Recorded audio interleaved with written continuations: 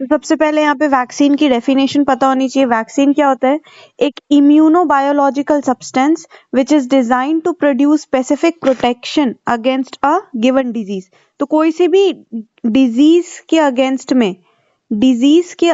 में एक specific protection provide करती है हमें वैक्सीन। ठीक है, तो वैक्सीन क्या है? एक ऐसी सब्सटेंस है, ऐसी इम्यूनोबायोलॉजिकल सब्सटेंस है which is designed to produce specific protection provide करती है हमें किसी भी स्पेसिफिक डिजीज के लिए। ठीक, तो ये डेफिनेशन लिख देंगे वैक्सीन की। उसके बाद हिस्ट्री ऑफ वैक्सीनेशन लिखा है। तो term vaccine was coined by Louis Pasteur. Term vaccination was coined by Edward Jenner. First vaccine कौन सी डेवलप हुई थी? स्मॉल पॉक्स की वैक्सीन पहली बार डेवलप हुई थी 1798 में। ठीक है, किसने डेवलप की थी? एडवर्ड जेनर ने ही। ठीक है, उसके बाद इम्पोर्टेंट माइलस्टोन्स इन वैक्सीन, ये सब हमें नहीं पढ़ना है, फिर भी अपने को पता होना चाहिए। पहले स्मॉल पॉक्स वैक्सीन आई, फिर रेबीज की आई, cholera, BCG, diphtheria, pertussis, tetanus, influenza, yellow fever, mumps, IPV, OPV. ठीक है, उसके बाद मीजल्स की vaccine, rubella vaccine, meningococcal vaccine, type A, type C, फिर हेपेटाइटिस बी वैक्सीन। तो ये इतने टाइप की वैक्सीन्स का ये ईयर वाइज दिया है। ठीक है, उसके बाद हमें पता होना चाहिए कितने टाइप्स की वैक्सीन्स होती हैं। तो एक होती है live attenuated vaccine. Live attenuated vaccine they are prepared from repeated passage of organism in tissue culture or chick embryos. Attenuation implies reduced pathogenicity, virulence, maintained antigenicity. तो attenuation का मतलब क्या होता है? attenuation का मतलब होता है कि उसकी जो virulence power है, ठीक है, जो टॉक्सिक वाली जो पावर है, पैथोजेनेसिटी वाली जो पावर है, उसको हम रिड्यूस कर देते हैं, और उसकी जो एंटीजेनेसिटी वाली जो पावर है, एंटीजन प्रोड्यूस करना, वो वाली जो चीज है, उसको मेंटेन करके रखते हैं। ठीक है, तो लाइव एटीन्यूएटेड वैक्सीन का मतलब क्या हो गया कि हम यहाँ पे क्या कर रहे हैं? उस ऑर्गेनिज्म की पैथोजेनेसिटी और विरुलेंस को रिड्यूस कर रहे हैं, एंड उसकी एंटीजेनेसिटी को हम मेंटेन करके रखते हैं। ओके, तो live attenuated vaccines they are prepared from repeated passage of organism. जो भी ऑर्गेनिज्म का हम वैक्सीन बना रहे हैं, ठीक है, जैसे मम्प्स का बना रहे हैं मान के चले, तो मम्प्स को हम क्या करेंगे? इस मम्प्स वायरस को हम रिपीटेडली इसको टिश्यू कल्चर में प्रोड्यूस करेंगे और चिक एम्ब्रियोज के अंदर, पर इसकी जो पैथोजेनेसिटी और विरुलेंस पावर है, हम इसको रिड्यूस करेंगे। ठीक है, रिड्यूस करके उसके बाद इस वैक्सीन को प्रिपेयर करते हैं। नेक्स्ट है इनएक्टिवेटेड या किल्ड वैक्सीन, ये सेकेंड टाइप है। तो यहाँ पे क्या, ऑर्गेनिज्म को हम किल कर देते हैं by heat, chemical, okay, when introduced in body. तो ऑर्गेनिजम्स किल्ड बाय हीट और chemical stimulate active immunity when introduced in body. तो जब हम किल्ड ऑर्गेनिज्म को हम बॉडी के अंदर देंगे, तो वो क्या हमारे बॉडी के अंदर एक्टिव इम्यूनिटी प्रोड्यूस करता है।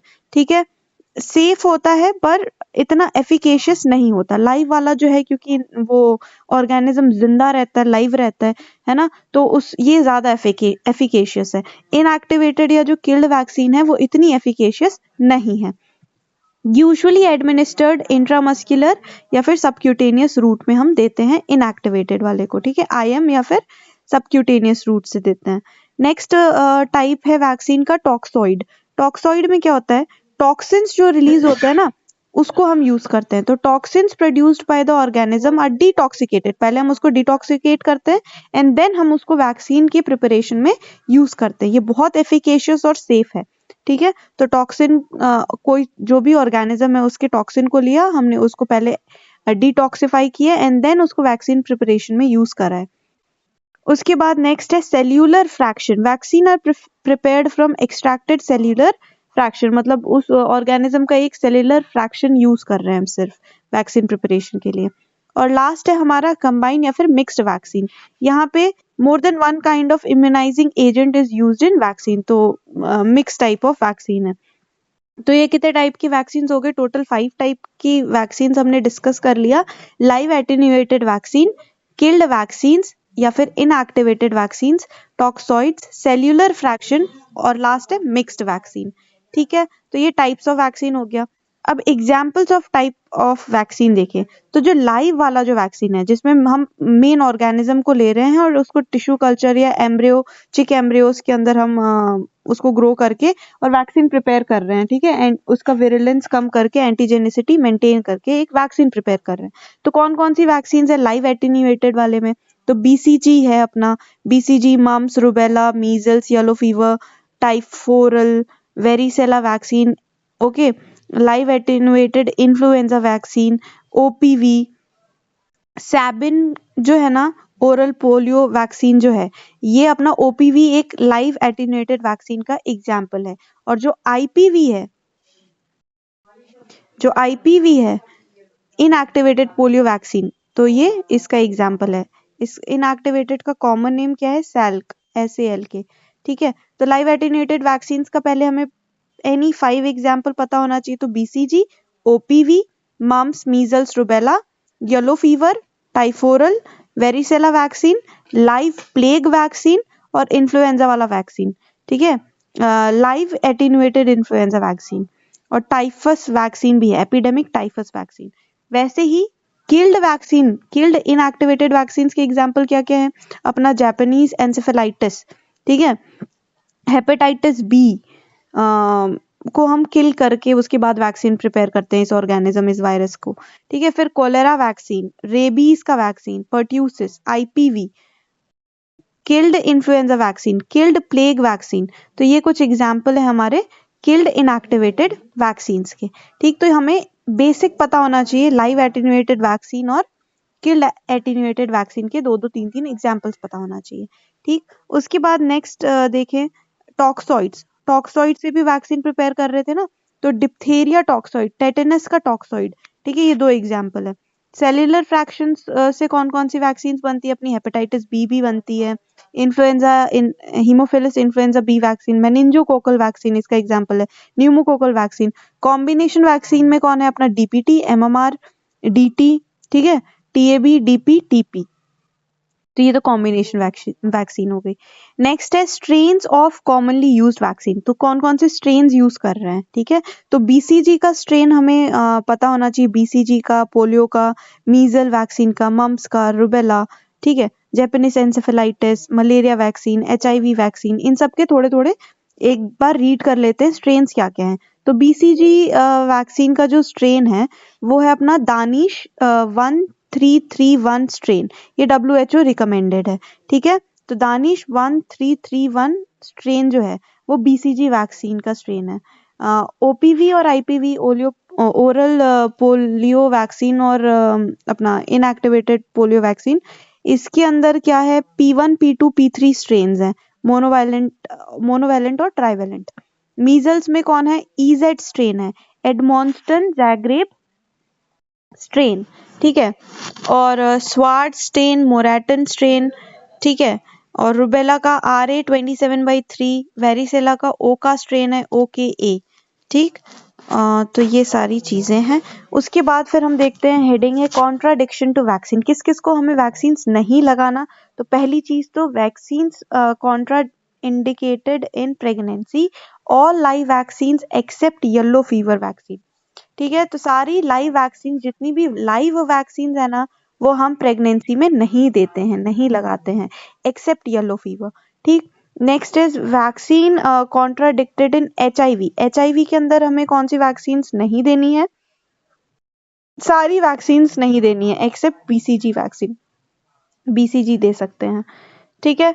उसके बाद फिर vaccines Contra indicated in immunosuppression, immunosuppression अगर किसी की इम्यून सप्रेशन वाली डिजीज है, ठीक है, इम्यूनोसप्रेशन वाली डिजीज, तो उसको भी लाइव वैक्सीन हम नहीं देंगे। तो लाइव वैक्सीन से बहुत ज्यादा दिक्कत है, ठीक है, लोगों को। तो लाइव वैक्सीन नहीं देनी है, कॉन्ट्रा इंडिकेटेड है प्रेगनेंसी में, HIV पेशेंट में, इम्यूनोसप्रेशन वाले पेशेंट में। कॉर्टिकोस्टेरॉइड थेरेपी अगर कोई ले रहा है तो भी all live vaccine Contra indicated है, ठीक है। फीवर, अगर किसी को फीवर है ना तो भी तुम्हें नहीं देना है। कौन कौन सा नहीं देना? टाइफाइड की वैक्सीन नहीं देनी, टाइफोरल, टाइफी VI, TAB, ये सारी वैक्सीन नहीं देनी है। उसके बाद क्या लिखा है कि vaccine contraindicated together, yellow fever और कोलेरा वैक्सीन को मिला के एक साथ नहीं देना, vaccine contraindicated in age less than 1 year. Less than 1 year infants के अंदर कौन कौन सी वैक्सीन नहीं देना? येलो फीवर नहीं देना, मेनिंजोकोकल नहीं देना है, न्यूमोकोकल वैक्सीन नहीं देना है। ठीक है, vaccine contraindicated in less than 2 years, उसमें भी मेनिंजोकोकल, न्यूमोकोकल और टाइफाइड वैक्सीन नहीं देनी है लेस देन 2 ईयर्स वाले बच्चों में। ठीक है, और क्या, यही सारी चीजें यहाँ पे लिखी हुई है। और अगर किसी को प्रोग्रेसिव न्यूरोलॉजिकल डिजीज है तो उसके अंदर हमें कौन कौन सी पर्ट्यूसिस की वैक्सीन नहीं देनी है। ठीक है, उसके बाद क्या लिखा है कि only absolute contraindication to killed vaccine. अगर जनरल रिएक्शन या प्रीवियस डोज में कुछ रिएक्शन हो गया था किल्ड वैक्सीन को लेके तो उसको किल्ड वैक्सीन नहीं देनी, वो वाली स्पेसिफिक। उसके बाद स्पेसिफिक साइड इफेक्ट्स क्या क्या होते हैं वैक्सीन के, तो देखो, इन्फ्लुएंजा वैक्सीन देने से किल्ड वाला इन्फ्लुएंजा वैक्सीन देने से जीबीएस देखने को मिला है, Guillain Barre syndrome. OPV Sabin वाला जो वैक्सीन था, ओपीवी ओरल पोलियो वैक्सीन, उसके अंदर हमें देखने को वैक्सीन एसोसिएटेड पैरालिसिस देखने को मिली थी पेशेंट्स में। ठीक है, मीजल्स वैक्सीन और एमएमआर देने से हमें टॉक्सिक शॉक सिंड्रोम के केसेस देखने को मिले थे। साथ में डीपीटी पर्ट्यूसिस वैक्सीन की वजह से शॉक के पेशेंट्स देखने को मिले थे हमें। और हमें क्या है ये, ठीक है, और क्या है यहाँ पे, हेपेटाइटिस बी, मेनिंजोकोकल, डीपीटी, ये सारी चीजों की वजह से हमें हाइपर सेंसिटिविटी देखने को मिली थी। ये साइड इफेक्ट है। ठीक है, उसके बाद general rules for multiple vaccine administration. 2 live vaccines can be given together. Live and killed vaccines can be given together. Multiple vaccines can be given together. Cholera and yellow fever को एक साथ नहीं देना है। सिर्फ इतना ये इंपॉर्टेंट है कि कोलेरा वैक्सीन और येलो फीवर वैक्सीन को एक साथ नहीं देना है। ठीक है, OPV is a live vaccine where single dose is not sufficient for immunisation. OPV के अंदर हमें एक बूस्टर और एक और डोज चाहिए होता है, इसका सिंगल डोज काफी नहीं होता। ओके, अब यहाँ पे लाइव वैक्सीन्स के बारे में चीजें लिखी हुई हैं कि लाइव वैक्सीन्स जो होती हैं they are prepared from live attenuated organism. Attenuation मतलब हमने पता हो गया हमें, रिड्यूस पैथोजेनेसिटी या विरुलेंस बट मेंटेन एंटीजेनेसिटी।